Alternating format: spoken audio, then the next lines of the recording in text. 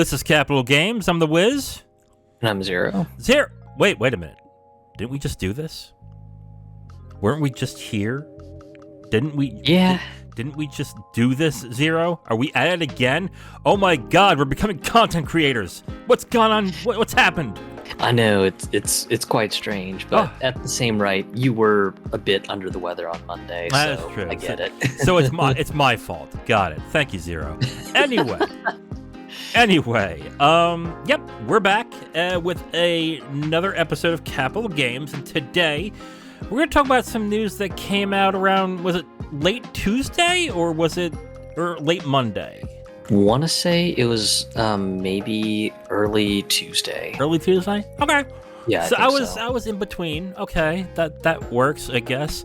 So basically, what happened is that Microsoft went ahead and announced that they will not be in E3 2023. Now, they said that while saying they will be in Los Angeles during the week of E3, but they're going to have their own live showcase in the Microsoft Theater in Los Angeles. And I mean, it's kind of one of those things. It's like, okay, just Microsoft plans to do their own thing. Okay, they've been kind of doing that since this COVID pandemic thing started. So, sounds reasonably normal. Right. So this essentially means that since Microsoft is not going to be at E3, they're not going to be on the show floor. And it also is looking like both Sony, Nintendo, and Microsoft as well are all skipping E3. They're not only not gonna have any kind of live showcase, they're also not gonna be on the floor itself. So that's all three major publishers or major console manufacturers are not attending E3 officially. That being said, we just said Microsoft is going to have a showcase that's going to be in the area. So they're going to have that. I think they're going to have it off to the side from where E3 is. Nintendo, except for last year, usually has something of a digital event that happens around that time as well. So that might happen. It may not. They may decide not to do it again. And Sony, for the past, what has it been now, 4 years, have opted to not get into E3, which I think they were the first of the major console manufacturers to do that. And they haven't been to E3 since. I think they may have had floor space, but the floor space has been shrinking ever so slightly until the pandemic happened, and then no one came. So I guess the question that we have right now is, what does this mean for E3 in 2023? I mean, we don't know much about what the floor is going to be like right now. It is still February. We're just starting February. So there's still time for ReedPop and the ESA to come up with something that not only will bring the publishers in, but because this is also something they're selling tickets to, that people will want to attend and check out. What are your thoughts of where the E3 is standing right now? It's interesting because I think for the last couple of years, just especially with the pandemic and everything, they've had troubles selling booth space. And as we know, just in the past, booth space has always been sort of kind of like a prestige thing, that the ESA has often given discounted pricing for setting up a booth if your company has been there for quite a long time. And Nintendo, Sony, and Microsoft have been major players in having a booth presence and everything. So it's one of those things that's kind of interesting to see that, just here we have just three prestige labels choosing not to attend E3 at all. Honestly, it'll be interesting to see, because I think Jeff Keighley has announced as usual, hey, I'll be doing another Summer Games Fest sort of event, and those usually take off pretty well, especially over the last few years. And I think really the big thing that's helped out with stuff like Summer Games Fest has been the fact that you can play demos of the games that are being showcased. Whereas E3, when it recently opened up to the public, it's been just a complete shit show, just trying to get yourself in the door, because it's either the tickets have been expensive, the lines are just massive, and they're just not set up for public attendance. And it's just one of those things that is kind of on the interesting side to see how things will pan out. But I think I'm just more curious on who's actually attending. And unfortunately, you mentioned it doesn't seem like there's actually an open list of who's actually going to be there. Right. Now, this could be because they don't announce it until a little bit later, but in this case, I would think that the ESA would probably want to have some kind of list out there of someone, of who is going to be there, to at least garner traffic for ticket sales at this point. Because it's looking like right now, since the big three are not going to be there, that automatically, like, the titles that, let's say, people will get excited by are probably not going to show up. So we're looking at stuff from Microsoft, like Starfield, for example. Like, let's say if Starfield was going to be at the convention center in LA, it's going to be on Xbox's thing, so that's not going to be at E3. Then you have Sony, let's say the factions multiplayer thing for Last of Us. If Sony is going to do something, they're going to do it outside of E3. Nintendo, the same thing. If they want the new Breath of the Wild, Tears of the Kingdom, if they want to show that off at E3 time, they're going to have their own separate thing. So that's automatically three big types of publishers that are not going to be at E3 that would have people garner more sales. So then what do you have now at this point? Are we now relying on third-party companies to actually bear the weight and the responsibility of the ESA and E3 to make E3 worth getting sales and getting tickets for and to check out those games? I mean, let's go over some of the big publishers right now. I'm looking at Wikipedia, the trusted source of Wikipedia, when it comes to sales numbers and revenue that they've made, and I have it on major publishers right now. Let's go over a few of these, and let's ask ourselves: do we really see them going to E3? I'm going to start with Tencent. Tencent, I think, will easily be there because they've been trying to grow their presence and they've got their fingers in multiple pies at this point. So for them not to have a presence would be a little bit unusual at this point. I kind of agree. Same thing with NetEase. I think NetEase is another one where we can see them doing that, but then are they bringing console games or are they going to bring mostly their mobile games? That might be the weird transition here, is that a lot of these companies that might come will bring a bunch of mobile games with them, which would not be good for ESA.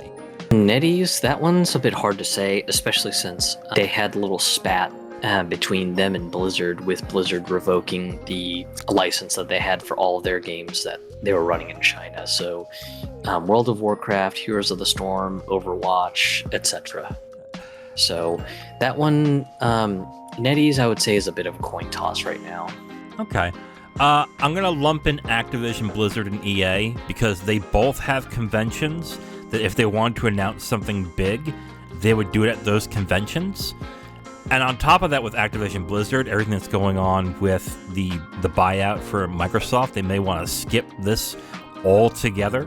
So I think Activision is definitely not going to be there. EA hasn't been there in a long time. They would usually have their own live stream and their own convention style thing that they would have. But they also, before the pandemic, I don't think had one as well around that time. So I do not expect that either of those guys to be at E3. As far as major publishers like EA, Activision, Blizzard, and Bethesda, Bethesda I would lump in with Microsoft. They'll probably do their own little thing. EA and Activision, I could probably see them maybe doing their own presentations, or maybe being a major participant in Summer Games Fest, and maybe maintain like a very threadbare booth over in E3 Convention Hall for both press and the public. Okay. Take-Two Interactive. I can see them possibly coming if Grand Theft Auto 6 is going to be formally announced. But that's also a game that you don't need E3 for. If they announce it beforehand and they say, oh, and we're going to have it at E3, then yes, I can see that. And then you're going to have a lot of people who will want to be there for that specifically. But if they don't announce it beforehand, I can see them skipping as well. That one I can agree with as well too. Just there is most certainly a potential of them just if they don't have any big waves to announce regarding Grand Theft Auto 6, yeah, they may just say, oh yeah, we've got a small booth presence over at the E3 hall, but yeah, we're not doing anything big, so whatever. If it's something big, like they've got a huge announcement, maybe they shift that over to Summer Games Fest. That is true, and that's something we haven't discussed yet. That Summer Games Fest is a thing now. I'll lump these two together, Bandai Namco and Square Enix. If Square Enix follows the pattern that they've been doing for the last couple of years due to the pandemic, then I expect them to do yet another digital presentation again. I agree with that end, unless they have a big thing they want to announce, or if they want to show off, I don't know, maybe they would want to show off the second Final Fantasy VII Remake game. Then again, they could just do that digitally and still be pretty good there. Bandai Namco is something that I think that would rather attach itself to like the Microsoft or Sony presentation. So I don't see them being there either. I think Square Enix maybe, but Bandai Namco, no, on that end. To Nexon and Netmarble, I'm going to say no on both ends. I don't think that these are very important when it comes to E3. Yeah, Netmarble, I definitely don't see them attending either. I know Nexon is in an interesting position because they just released their free-to-play kart racer game. I think it's called Kart Racer Drift, yes. And it's a free-to-play sort of Mario Kart game with a heavy focus on drifting and everything. I think it just came to consoles as of this week. Mm-hmm. So maybe they do something for Summer Games Fest, like a promo saying, hey, come check out our game.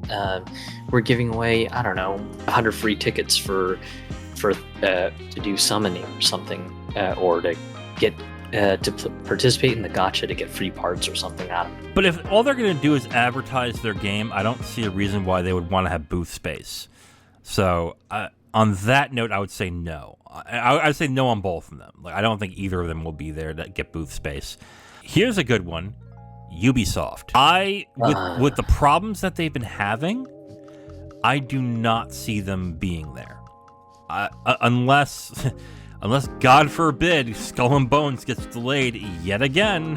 Where is Skull and Bones now? Is it delayed until, or is there even a date to where it's delayed to?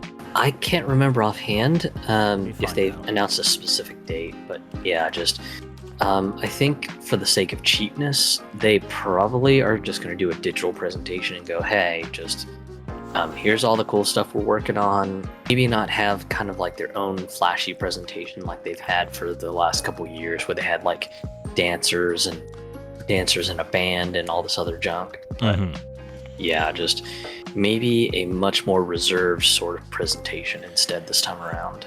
Yeah, I mean, they just had a big presentation a few months ago regarding what they were having out for the next year and with Assassin's Creed and its future. So I don't see them being there either. I don't even see them having a presentation. This is easy. Konami. No. No. Yeah, Konami's been awfully quiet, unfortunately, but I know recently on one of their financial reports, they said that they are looking to get back into doing game stuff because game stuff kept them alive during the pandemic. So there's that, but I don't think they really have any other major projects going on. And by the time E3 and Summer Games Fest hit, the expansion for Dead Cells with the Castlevania collab will already be out for several months. So It's not like they can go, hey, by the way, did you guys remember that we did this Dead Cells expansion thing? Yeah. Unless they have big announcements for their main game licenses like Metal Gear, Castlevania, Contra, I don't see them being there either. Sega. I can kind of see Sega being there to an extent. Unless they have no big announcements, but I can see them showing off the new Like a Dragon and the Like a Dragon spinoff that they are developing. Not Ishin, the one that they announced during that live stream. And if they're going to announce a new Persona, then yes, I think that. But it has to be a big game. It can't be like we're having all these mid-tier games coming out. Like, if it's a big game, then yes. Otherwise, no. But I'm gonna say yes on that. Yeah, Sega's kind of a gimme at this point, mostly because of the fact that just know that they've sort of gotten some renewed zeal on, hey, we got to really show off that we've got stuff in the oven, and we need to show off that we're interested in the Western gaming space and things like that. So, yeah, in my mind, I see them definitely being on the show floor, just trying to show some stuff off and try to generate some interest and everything on some of the new projects. I personally would love to see more info about the game featuring Kiryu. I think it was the one that was titled "The Man Who Erased His Name." Yeah. Mostly because the premise of him just working for yet another Yakuza group, but they're masquerading as a Buddhist temple sect, is a really interesting story concept to me. So I would love to see more info about that, but yeah, we'll just have to see if that one's talked about at that event. I know a couple months ago they did announce, hey, we are working on Persona 6. No, we don't have anything to announce. Okay. So just that's all we have to tell, and we will disclose some more information when we get closer to something more substantial, was kind of what they left it at. Okay. So I think that's all I can think of on the Persona front, unless they've got some sort of side game for Persona 5, like a dancing game or something. Then maybe we might see some sort of side game for Persona, but I'm not so sure. I am quite curious about if there may be an announcement for Shin Megami Tensei 5, because there have been rumors that it's supposed to be coming out to PC, and I know there have been people just kind of chomping at the bit, going, come on, Atlas, just tell us when. Just tell us when. I will throw down my wallet and I will buy Shin Megami Tensei 5 on PC, because I know some people have griped and mentioned that the Switch version has some lag problems, and as a person who owns a copy of that game, I can confirm that. So there's definitely no sugarcoating that one. And that'll be a great game to have on PC. Sega also has had some big games come out recently. The new Sonic game just came out, so they would have to have something big in the pipeline that they would want to release, be on the show floor at E3. So in that case, like, if they have something big, I think they're gonna be there. Otherwise, maybe not. But I'm gonna etch that into yes, they're gonna be there. MiHoYo. Did they announce Zen whatever that game is? Zenless Zone Zero. Yeah, there you go. Thank you. Could they be showing that off? Yes. Then there's also I want to say it was a Star something. There was a Honkai Impact related game. Honkai Star Rail?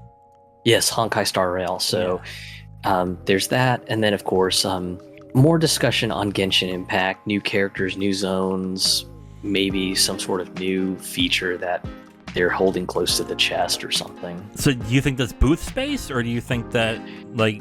Easily booth space, especially if they have console builds of both Honkai Star Rail and Zenless Zone Zero. Okay.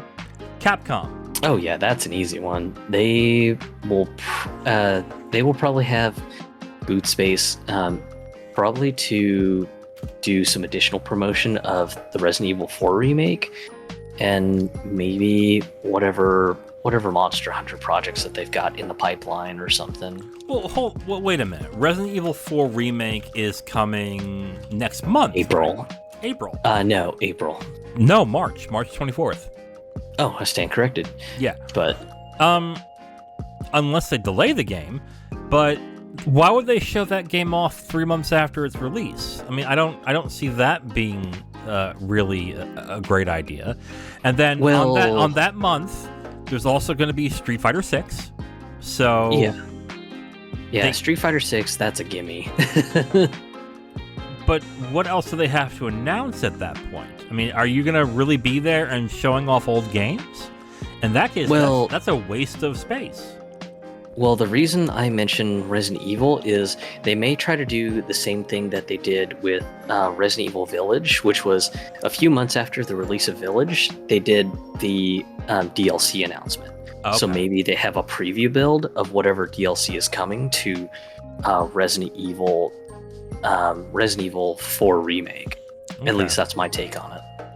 I think they'll have a digital presentation and that's it. I don't think they'll have booth space. Warner Brothers Interactive. I'm going to say yes for one reason. There has been so much talk about a new Mortal Kombat. And Ed Boon has gone on and said, oh, we're not going to be here. We're not going to be at the Game Awards. Like, people already know they're expecting that announcement at some point. And this would be the time to do that. Unless they wait for... what is the tournament? EVO? Yeah. EVO's in July, right? EVO's anywhere from July to early August. Okay. It just kind of depends on circumstances. Mortal Kombat is a game where if it's announced, it's going to get non-fighting game fans excited. So I think if they're going to be there, it's to announce Mortal Kombat. Other than that, yeah. I'm going to say yes on Warner Brothers because I think they will announce Mortal Kombat. But other than that, if they go on and say, oh, we're not announcing Mortal Kombat at E3 this year, then at that point, Warner's not going to be there. But I think they will be there. Warner, I think, will likely be there because they could also be doing some hype driving stuff for multiverses. If anyone's still playing that anymore. I think a lot of people still are playing that. I know the population dropped pretty hard, but I could see them doing, maybe some sort of major announcement at EVO or something like that. Maybe a major addition to the character roster. I just don't see them kind of like leaving that piece of real estate completely free and open. Okay, and then the last major publisher that I have here listed, Embracer Group. I think Embracer Group is going to have a stream, but unless they have big announcements, you know what? I'll on second thought, yes, they will be there. They made announcements with THQ Nordic this past year that are being developed, like games like Recreation, Gothic Remake, things like that. I think they'll be there. I think they'll have a big presence there.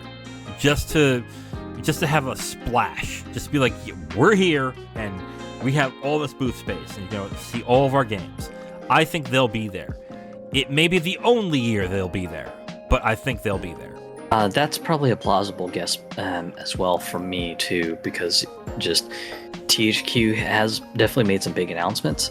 If Space Marine 2 has been delayed, then maybe they have some of the booth space allocated to show off Space Marine 2 and whatever the new development build is or something on the E3 floor.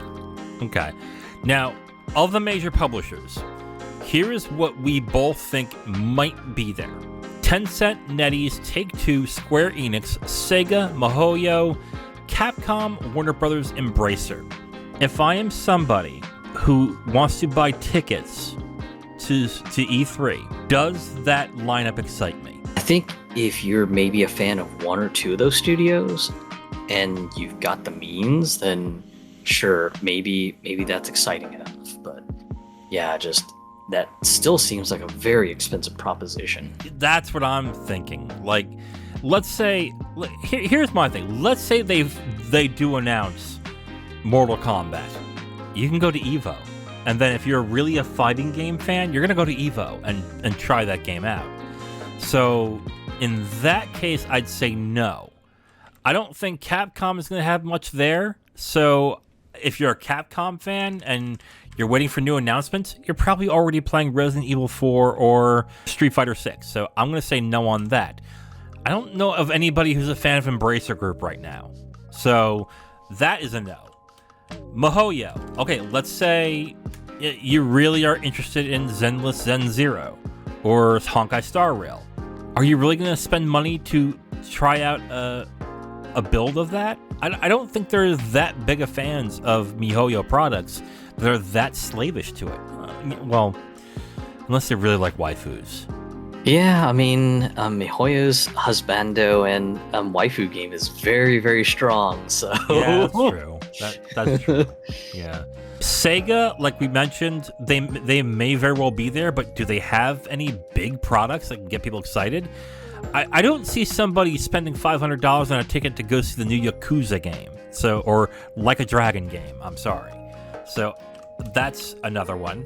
Unless Take-Two is announcing GTA 6 and they're showing it off on the floor, that's another one. But they would have to announce before E3 that GTA 6 is official and that they're going to show it off at E3. And that leaves us with Tencent, NetEase, and Square Enix. I'm looking at this, and if I'm somebody who wants to go to E3 because they remember the yesteryear's time of, I get to try all these new games, there's nothing there that I'm thinking that will excite me. I mean, are they going to show a build of Final Fantasy Remake Part 2? I mean, it's the same thing as Final Fantasy Remake Part 1. I don't see how that's going to excite me. I'm just going to wait for that game. Final Fantasy 16, maybe? But that's a month away. If I'm a little patient, I'll just buy the game. Well, that's not even a month away. That's that month. It's that week, isn't it? Yeah. So that's another one. So now we're left with Tencent and NetEase. Who in the States are excited about Tencent and NetEase? Yeah, that's a bit of a tough sell. Yeah. Especially since not all people are familiar with what Tencent does. So right. Yeah, I don't really see, just a bunch of people going, oh yeah, Tencent, I know who those guys are. Okay, so E3 tickets in 2020 before they canceled it were $200. I am going to say that the price is probably going to be $300, and even then, from what we've gone through, not worth it, at all. I do not think they're worth it. Yeah, that's a pretty spicy meatball to swallow. Yeah. So yeah, I'm looking at what could be there, and if that's it, if that's what we're looking forward to, at that point, don't go to I think it's not worth it. And then on top of that, if you want to check out what Xbox has got to do, one, you may not have the access. They may not allow you in. And two, I'm going to bet money they're going to charge tickets.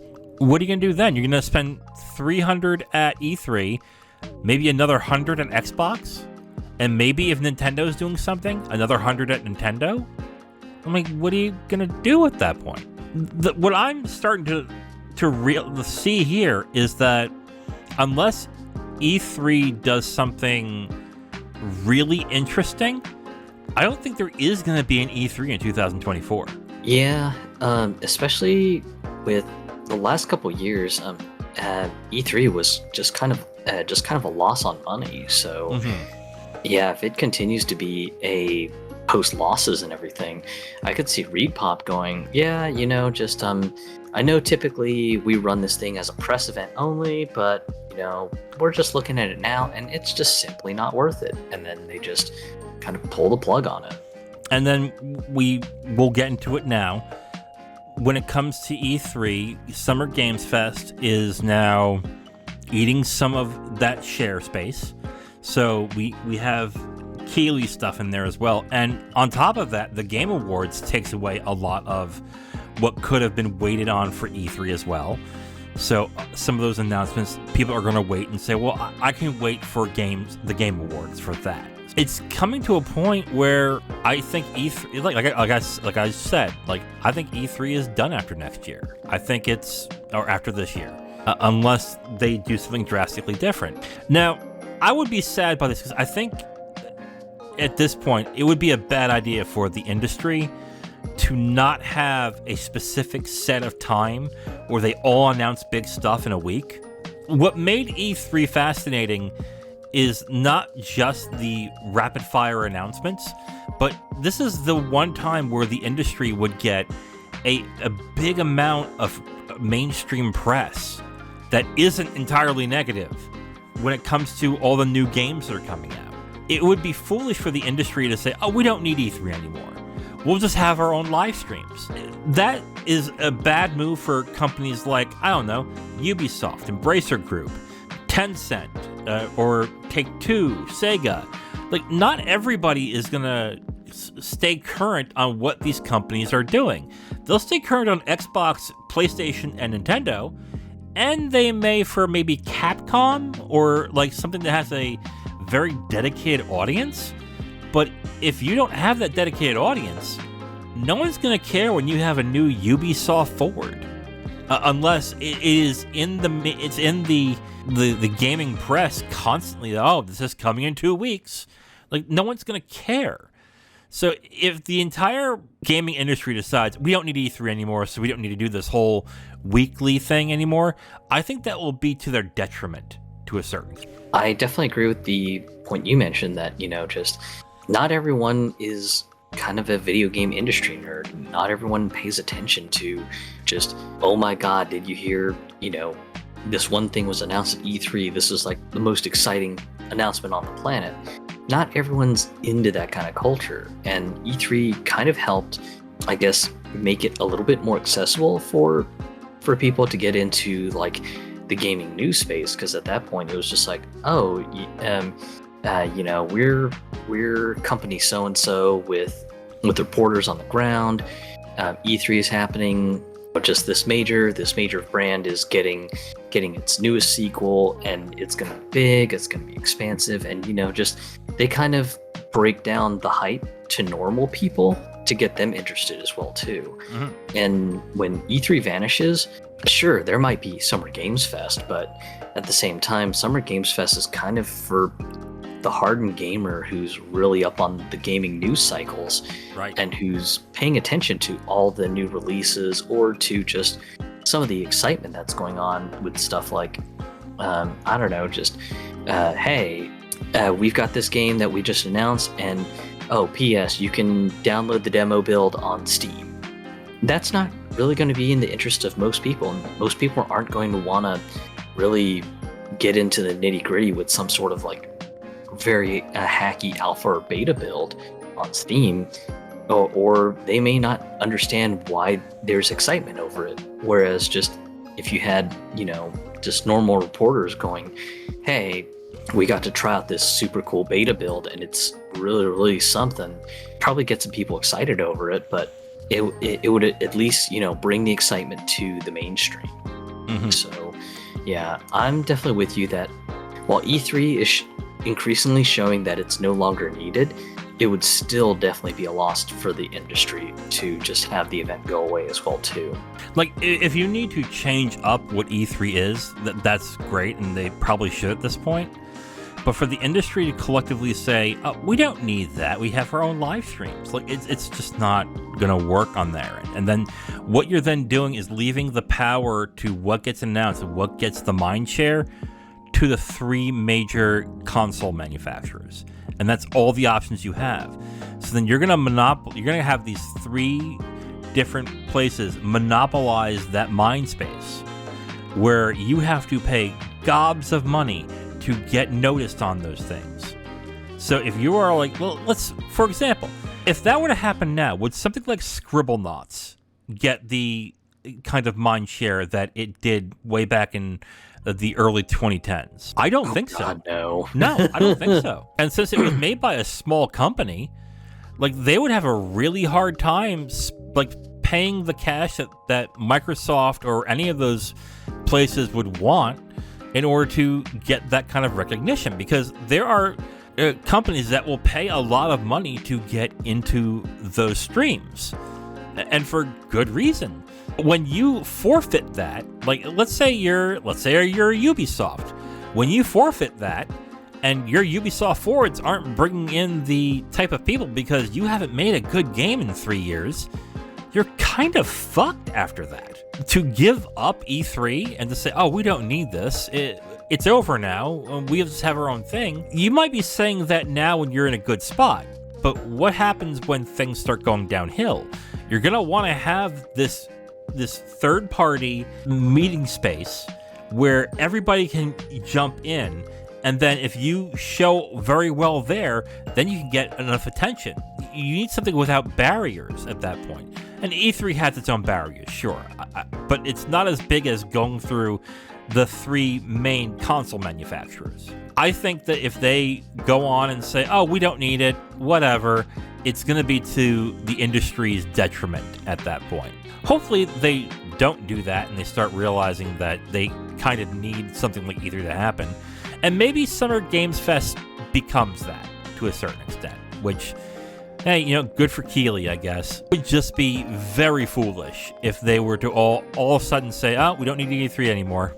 Oh well. Because they're going to be begging for it in a couple of years when it comes time. Logistically, E3 really needs to sort their shit out, because in the past years where they've tried to open up the convention, it has been way too small. And of course, just with the convention center being way too small, and some of these publishers and developers just not being able to have just a wide enough space to provide a bunch of testing stations for people to play new games and stuff like that. It's one of those things that just kind of has me questioning. It's just like, it doesn't sound like it's a great experience going to E3. So, just they need to get the logistics of that sorted out, because at least from some of the stories that I've read about just how long some of the developer lines have gotten, it just doesn't sound fun. And I think one of the worst stories I had heard and read from some of the sites covering E3 coverage and stuff was you had people who ended up waiting almost the entire day at one booth, and they didn't get to go anywhere else. Right. And just the first thought I have thinking on that is, wow, that sounds like an absolutely horrendous experience. Yeah, imagine wanting to be a part of this big thing that has been hyped up for years, and all of a sudden you only get to do one thing, and not even do that one thing. Like, that's awful. I think this is gonna, like I said before, I think this is gonna lead to E3 probably not being here next year, and either hopefully the industry decides at some point we're just gonna do something for everybody, or we'll just make Summer Games Fest that thing, or they might wait another 2 years and see how that runs out. But it's gonna be interesting.